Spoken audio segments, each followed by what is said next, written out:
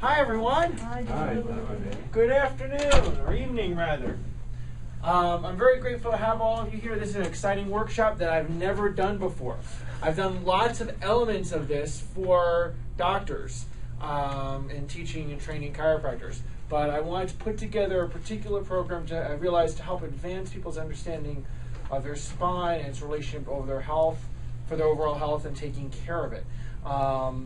In addition to the workshops that we do that are focused on intermediate care and advanced network care and the response. So, number one, first of all, a big part of mine and Dr. Rochelle's mission and commitment to people is really that our office not be somewhere that people just get worked on, but just a center for healing, but really a center for education. That education about your body and your health and healing is really paramount. So I really encourage you, keep an eye out for the different topics we have. We do ones on different aspects of health and wellness, different aspects of network care. Don't let this really covers more about your spine than about network per se. So you want to make sure you get to an intermediate network workshop as well. And also always welcome to bring guests. It helps people to learn more about our care. And I want to share this testimonial. Prior to coming to chiropractic care, I was taking chemotherapy because spots show up on my left lung. My cousin then brought me to the cancer prevention workshop. I never been to a chiropractor before. I thought it was just a back doctor for when people are suffering with back pain, for people that are in car accidents. I was so amazed that chiropractic care has such a large impact on my overall health. I learned so much information, now I have a positive outlook for the future. I feel better. I've been on blood pressure medication since I was 24 years old, and now coming off them at age 46. Before, I always hear about people who dealt with cancer, and then their cancer returned, and now they tell me that I will tell them about chiropractic. I tell all my friends and family how important chiropractic care is and improve their life and help them get off medication and live a healthier life. Myself and Rochelle hear things like that every week. I mean, literally every week, if not every day, which is amazing testimony how the body heals. What I want this purpose of this workshop is to help expand people's consciousness, because most people look at that and say, well, what does all that have to do with your back? Fortunately, most people have this relationship between chiropractic and that it's about their back. And I want to bridge the gap of how much it really is about a person's life. Now, Keely gave out those packets. Use those to take notes, because I'm going to go super fast and chock full of information, because this is a very power-packed workshop. Number two, there was a quiz on the back. Use the quiz, okay? Did you guys fill out the answers to the quiz? Almost. Almost? Okay. So, we're going to lose a picture there. Oh, there it is. Okay. First thing is, what chiropractic is really focused upon is this, your nerve system. What is the first system to develop in your body? This is a very crucial part. Understand that the first thing, 21 days in utero, the neural streak develops. That's what it looks like. The first thing to develop in the human body, because it controls the development of every other system. Right at 21 days, it forms, okay, to coordinate your cardiovascular system, your respiratory system. So from very early on in your life, your nerve system was coordinating your body. Makes it very important. And then it continues to regulate all the systems of your body throughout your life, processing everything we experience. Our mind, body, spirit controls all your functions and all your healing, starting at 21 days. Okay? This is why often you'll hear us even talk about people getting their spine checked. Well, how soon should someone get their spine checked? As soon as they have one, which means A, when they're born. Okay, both our kids their spines were adjusted when they were still attached at the umbilical cord. Okay, both of our kids. Number two, you want to give her. There we go. Here you go. We'll get to. There's a quiz on the last sheet. Okay. Also, we often talk about in utero a person being affected by their spinal adjustments through their mom. Okay? Again, nervous system controls everything in your body. Nervous system coordinates everything in your body. Wait a second. That's mine. It has notes on it. I need that. So there is no part of your body that your nervous system does not coordinate. You live your life through it. This is what makes it central to your health and well-being. Now, what are the things that cause subluxation? Often people will tell me, I hear this, I can't say, probably for the last 15 years since I've been a chiropractor, almost every single day of my life, I've had people tell me, well, nothing's ever happened to me. Nothing's ever happened to my spine. Why did this happen? Or they look at their x-rays, well, how did this happen? I'm 50 years old. Why would I have back problems now? No one's ever looked at my spine in my whole life. I've never been adjusted, but I've never fallen or injured myself. Now, first of all, if you're anything over 5, anything over 6 months, the statement "I've never fallen" is a lie. You're lying to yourself. Okay, the average child has fallen 5,000 times by the time they're 5 years old. The most serious first subluxation that happens to almost everybody is the birth process. Okay, literally pulling with a vacuum extraction or forceps on a baby's head. I have seen MRIs of kids where their spinal cord is literally stretched like taffy, okay? And doctors called it SIDS, that they died from SIDS. But you see on the MRI, the spinal cord's normal thickness, and then all of a sudden it's super thin, okay, from the amount of pressure used. So it's really vital. People should get checked as soon as possible. If people have, children, if you have a spine, it should be checked. Most of the times when I've seen people have had traumatic births, they're adults with the worst spines, and they have the most cases of low back and neck pain and headaches and other things, and it just has affected them over their life, and they did not even realize it. It's usually the worst readings. And we'll ask them what happened to them when they were born, and they'll say, well, I had the cord wrapped around my neck, or it was a 40-hour labor, or something like that. Very, very common. And again, it could just be millimetric at that point in life. And then it just continues to go on. Now, about that, relative to, well, how does your spine really affect, or what research is there to show that it really affects your whole body? One really incredible study, this was not about nerve supply, but decreased blood flow. Blood flow from abnormal posture is a major factor in all disease. So abnormal postural findings, things like this, my shoulder being high, my head being forward, my hip, major factor in all disease, including cancer. Okay? Decreased blood flow. Change in your posture changes blood flow. Things like your head being forward. A medical doctor, Henry Windsor, did a autopsy study, 212 different autopsies. He actually did the study because it was done in 1920, so it's an old study. He wanted to disprove the chiropractic theory. That was his intention in doing the study. And did all these surgeries on people with chronic health diseases, lungs, heart, stomach, different disorders that they died from. So, for example, something like 17 people with chronic cardiac conditions. And what he found was that when he did these, 100% of these, they could that their particular disease, they had degeneration, atrophy, changes to the spinal nerves going to those organs. 100%, 212 autopsies. Another one, research shows the loss or increase of your spinal curves,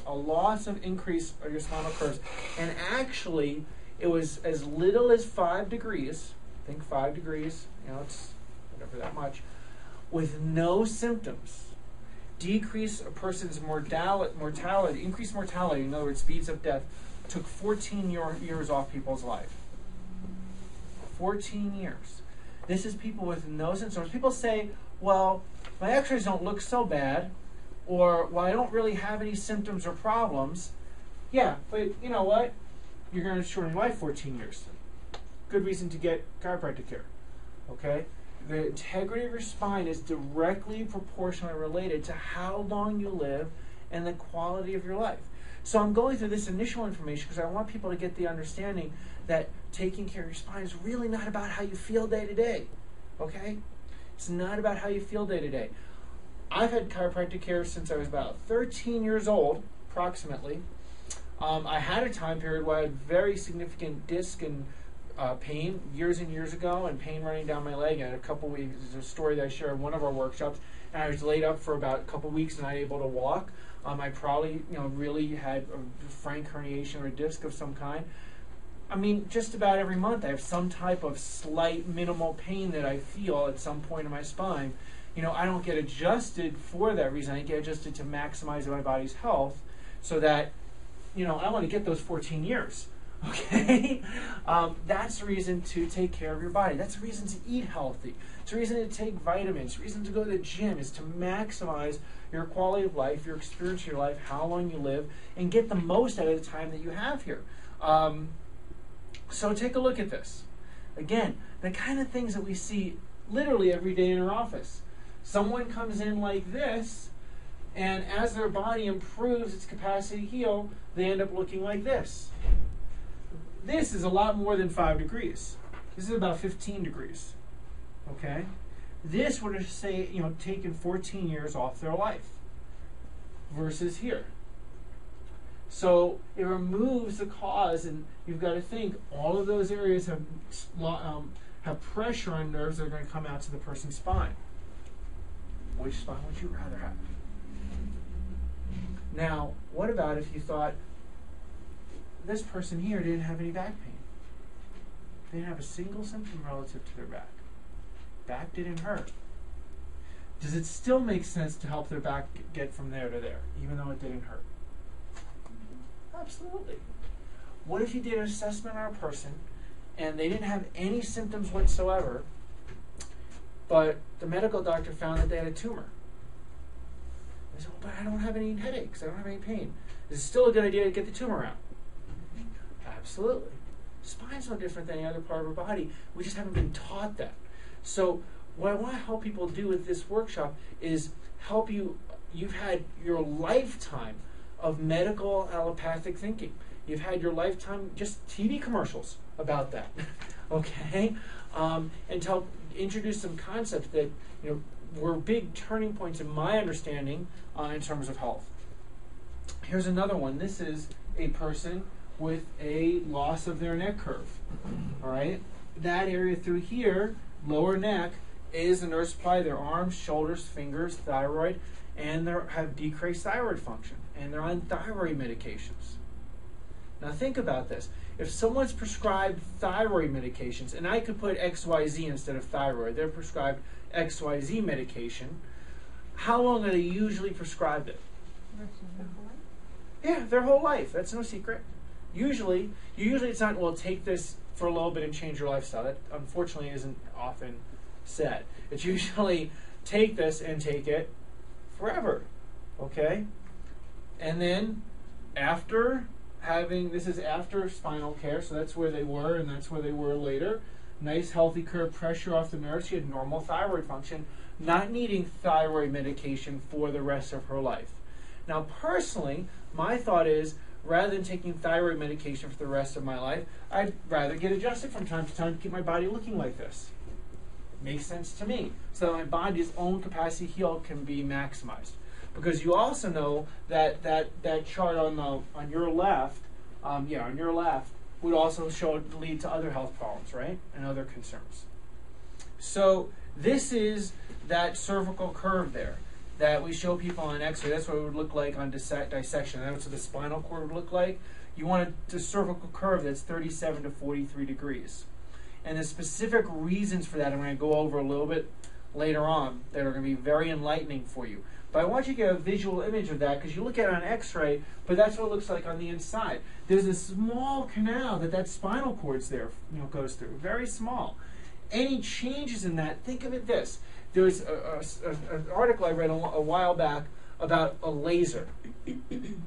Like to create a laser light, it's not about the light. It's interesting. It's about the tunnel the light goes through. The tunnel the light goes through has to be very smooth, and all those factors have to be appropriate, and the better the tunnel, the further the laser light. This is the tunnel for your light, your nerve system, the communication through your body. And any alteration in that tunnel decreases your light and how far it's going to go through your body. So now that is when a person has a straight neck on the inside. Now, when I say to someone you have a loss of disc space and it's bulging out, what happens to that tunnel? Look at all those changes. And we say, well, that's affecting your spinal cord on the inside. Guess what? Let me ask you a question. Do you think this person will feel that? No. Absolutely not. No symptoms whatsoever. What's it going to do to how long they live? 14 years, easily. Also higher risk of heart disease and cancer and stroke and higher blood pressure because of changes to the tunnel. But you have people say, and your friends and family might say this, if you tell them, I go to this chiropractor, it's great, it's helping with this and this, they might say, well, but I don't have anything that bothers me. They could have that and not know it.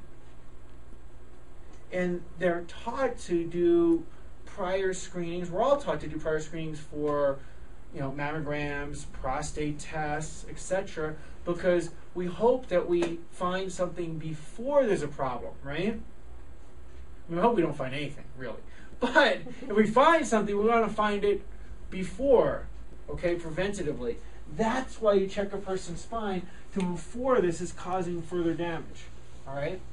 So, looking at those two pictures, who do you think loses their health first? Real obvious. That's why I've gotten adjusted since I was 13 years old. Because I want my body to look as close to this as possible. I want that tunnel to be the way it's supposed to be. I want my light to go through as much as possible. And not have the health concerns of what this looks like when, if I were to look like that. I've seen that. Let me ask you a question. Just let me guess. If you were to just having no limited anatomical knowledge, what age would you think that spine would look like? Like 20, 40, 60, 80? Any guesses? Just randomly. 50s? 60s? Something like that? Okay. Because there's change in bone integrity, like this is all degenerated bone.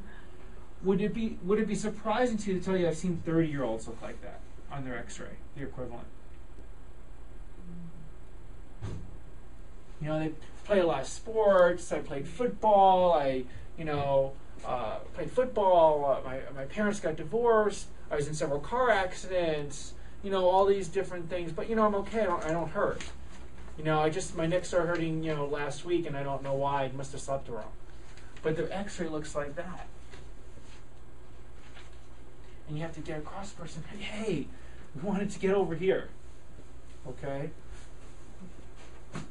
Okay, so a lot of different concepts I'm going to go over relative to what we do with assessing a person's spine.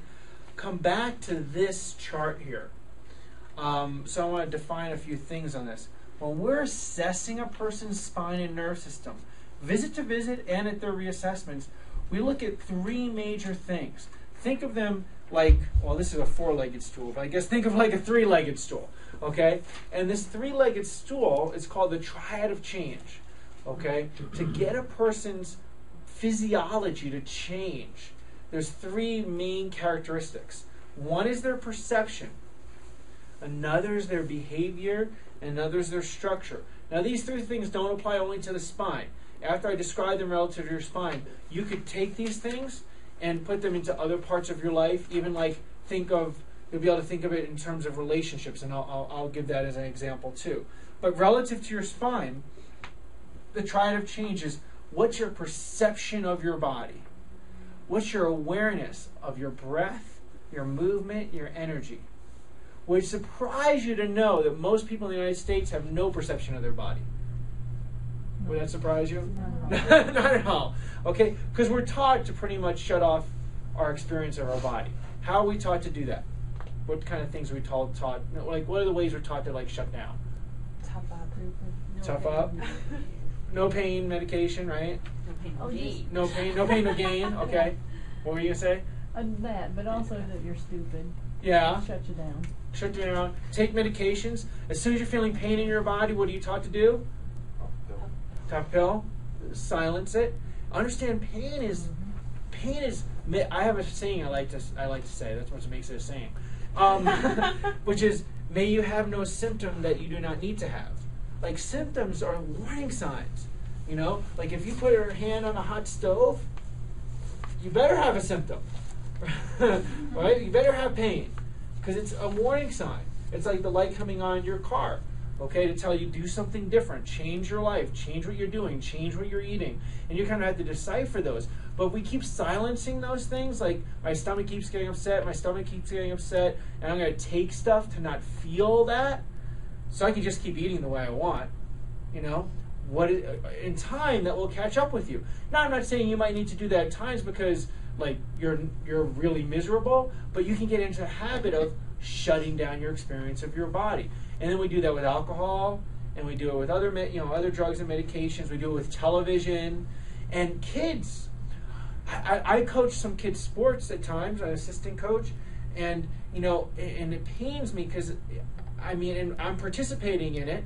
You see young boys get injured on the field playing baseball or football, and everybody takes a knee, right? And then when the kid gets up and continues playing, what do everybody do? They clap for the young boy. And what does the boy learn at 6, 7 years old? Toughen up. They ignore. If I injure myself, I keep going, somebody's going to cheer for me. It gets ingrained in your nerve system behaviorally very young. And then later in life, they'll say, they're like, why are you so insensitive? Okay? It's like, well, I learned this when I was 6 or 7. And so it's a behavioral thing that our culture learns. So perception of your body is part of that. We want you to get more perceptive of your body, because a lack of perception of your body is really what caused most of your spinal subluxations. Furthering shutting down your awareness of your experience and just toughing and just going on. So we actually want you to gain your perception back, which sometimes means you might have symptoms arise or things that you feel. Think of it this way. If someone has to do surgery on their arm, okay, they're going to put an anesthetic here so you don't feel your hand, which is they're going to block nerve sensation. So now we say, okay, that way we can do what we have to do to your hand and you won't feel it. Now, as a chiropractor, what if there's nerve blockages blocking signals from your brain to the rest of your body, and we take those away, but your hand's been hurting that whole time and you didn't know it? You might feel things that you didn't feel. All right? But that's important for you to have to adapt and survive and make choices and make changes. Next part of that triad, behavior. What's the behavior of your spine and nerve system? Understand your nerve system develops behavior patterns that makes those changes that I showed you on the x-rays and those different cadavers. Nerves have to overfire in such ways to pull muscles, to make the body do things, to pull their shoulder, to pull their legs. That's why when somebody just thrusts on a segment of the spine, it's not effective, because there's a neurological behavior pattern. It can be effective, bring some relief, and feel better for a day or two, but it doesn't change the behavior pattern of the person's body, which means it's going to be back where it was. So we want to see behavior change. The way we monitor that is your scans. Those scans are really our window into how is the person's motor and autonomic nerve system behaving. Is it behaving the same way, same distribution, or is the intensity changing? And we want to see that changing. And then the next thing is the structure. Structure is your x-rays, yes, your posture, your weight balance scales, how you hold your body relative to your spine. So all three of those things are important components. Now I want you to kind of think about this. What if a person's whole perception of their body can change? I feel better, all my symptoms are gone, I have more energy than I've ever had before. Okay, those kinds of things. But we can look at their scans; they look exactly the same. And we can look at their X-rays and they look exactly the same. Believe it or not, that can happen. It happens. I've had that happen frequently. Okay, which means the perception side of their progress has happened, but these things haven't. Now, what's going to happen if we don't get these things to change? What do you think is going to happen to their perception? Change. It's going to go back. Okay, or here's another one. They'll perceive all that stuff change. Their behavior on their scans change. It's a completely different set of neurological patterns, but their structure looks exactly the same. Usually means that the structure just needs more time. It's going to follow suit. It just needs the time for the body to move the structure, just like braces. Or I see another thing. Person's perceptions change. Their X-rays look stellar, look exactly the way I want to look. But the behavior on the pattern on the scans is exactly the same. What's going to happen? It's all going to go back because the body, it's going to go back. So we want to see all three of those things. So those are the things we're monitoring. Okay, and if I put them in very broad context. Okay, now often a person will have one or two things, or they could have their structure change completely. X-rays look perfect, their scans look perfect, and they have no idea what's going on. I don't feel a thing, which means they're really more shut down and more numb than which is not uncommon. Okay, so we're looking at all of those things. All of those things affect a person's life force, their emotional state, their mental state, their spiritual state. Okay, and it affects the energy they have for their life, the light that goes through the tunnel, and it takes energy to put into the system to change those things. All right. Now, let's put that in a different context. So you can think of it in another context. Think about it. Let's see if I can do this. Think relative to a relationship. Male-female relationship. Okay? She is really looking for a certain behavior from him. Okay? These are the behaviors that she's really hoping to see. And he thinks, well, I'm following all the rules. And his role in the way he sees the world is he leads his life through his structure. You know, I get to work at this time, I get home at this time, we have dinner, okay? And I'm doing all the different steps, all right? And she's just waiting for some kind of behavior to happen. May they have different perceptions of the relationship, okay? And there's all kinds of things. So people will tend to lead, and this is what we'll see in their spine. They'll tend to lead with perception, or they'll tend to lead with behavior in their life. Like, relative to work, they'll change behavior patterns or certain structures of their job, and they'll do that in different areas of their life. They'll have a key thing that they lead with, and it'll be the same in their nerve system as their other parts of their life. Okay, so I'll go back to that. So I want you to understand something else that we're going to go into. The existing model of healthcare is really not enough. The current state of health, look at this. The CDC director estimates the annual medical budget in the U.S. $2.4 trillion. This is 2008, 3 years ago. It's gone up. Surprise, surprise. Okay, the overwhelming majority goes towards treatment of ill patients, and actually said less than 5% of that 2.4 trillion goes towards keeping us healthy. Now, what does that mean we have as a healthcare system? What? It's upside down. It's upside down. We have a sick care system. And so we're taught the context of our financial expenditures relative to that is that when we have a condition or problem, that's when we put finances toward it, okay? 95% of the time in our country. So 5% of the time, Americans are doing things along the lines of keeping ourselves healthy. That could be acupuncture, the gym, organic foods. It can be chiropractic care. It can be healthy water, all of those things. What is, of that 95 and 5%, which do you think is going to contribute to how long you live and the quality of life you live? 5%. So that's a thing to think about relative to how you structure your life and the quality of life you have. Nearly 1 in 2 Americans has a chronic medical condition, defined as illnesses that are prolonged, do not resolve spontaneously, or rarely cured completely. an estimated 90% of seniors, 90%, have one chronic disease. 90% have one. 77% have two or more.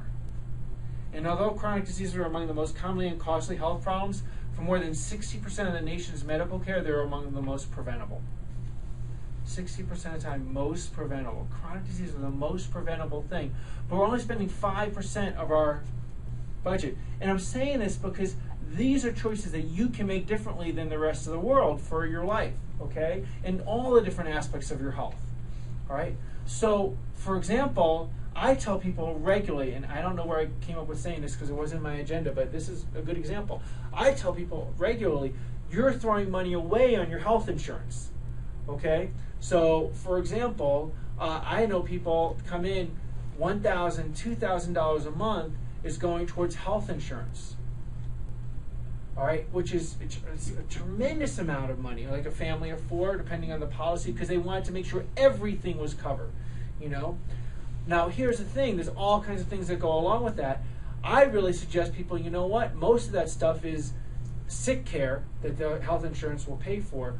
You're much better off saving a lot of money, getting like a very high deductible insurance, getting a health savings account. I get a health savings account. Insurance for my whole family is like $300 a month. All four of us. Putting the difference aside in a savings account so you have enough to cover the deductible, and then using that money for healthy things, because you can do that and use it the way you want to direct it. You're much way ahead of the game versus giving all that money to the insurance company. Put enough in a savings account, let it earn interest. You know, I have that. I've saved for the last 5 years, and or whatever amount of time it took you to get to the deductible. And then if you had the kind of thing that did a hospital, you'd be fine, because you had the money saved. And then you can use that money for things that actually promote health. Much smarter choice. And I don't know why I went into that, but it kind of was a good example. World Health Organization, and good advice. World Health Organization ranked the U.S. healthcare system as highest in cost and responsiveness throughout the world, but it ranks 37th in overall performance, 72nd among the 191 member nations in overall health of its citizens. Reports prepared 1998 and 2000. Oh, before I say this, that senior citizen thing, 90% of seniors having a chronic disease, there was a chiropractic study done. Amazing chiropractic study done. They surveyed seniors that care for their spine with chiropractic care, not per se network, just any kind of chiropractic care, 5 years or more. Their expenditure on their health care was a third, not a third less, it was a third. It was 30% of the total of other seniors' health care.